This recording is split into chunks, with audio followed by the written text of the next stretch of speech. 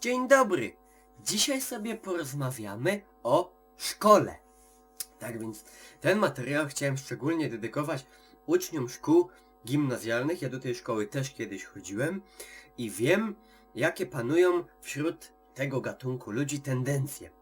Tak więc mam do przekazania tobie, gimnazjalny debilu, że siedzisz tam przez te 7 godzin i ty będziesz mówił, że co? Że o kurwa, bo ja muszę siedzieć i słuchać tego pierdolenia, a to jest w ogóle do niczego mi się w życiu nie przyda i to wszystko jest gówno, mam w dupie, będę ostentacyjnie pokazywał, jak tu mam wyjebane na ciebie, nauczycielu.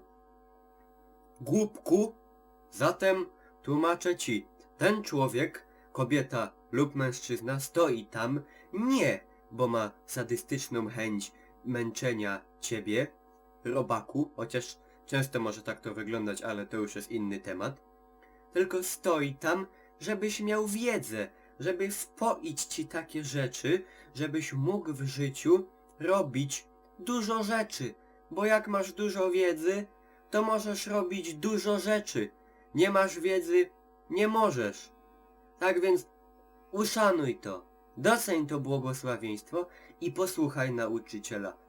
Powiedz sobie, drogi gimnazjalny debilu, powiedz sobie tak, idę tam i ten człowiek, jaki wredny by nie był, on chce mi przekazać wiedzę i żebym potem umiał robić dużo rzeczy. A dużo rzeczy, jak będę robił, to będę idealny.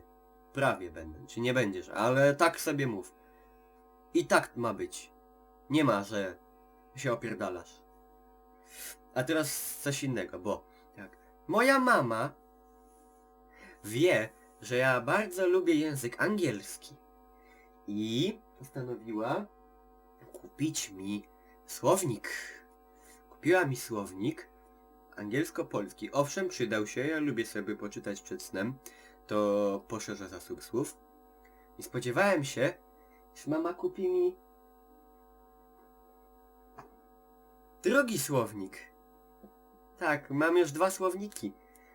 Ten jest większy, jest duży.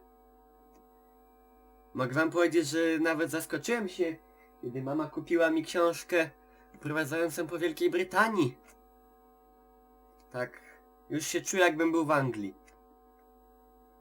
Apogeum sięgnęło szczytu, kiedy to mama kupiła mi następny słownik. I tak to mam dużo słowników i jestem, jakbym był w Anglii.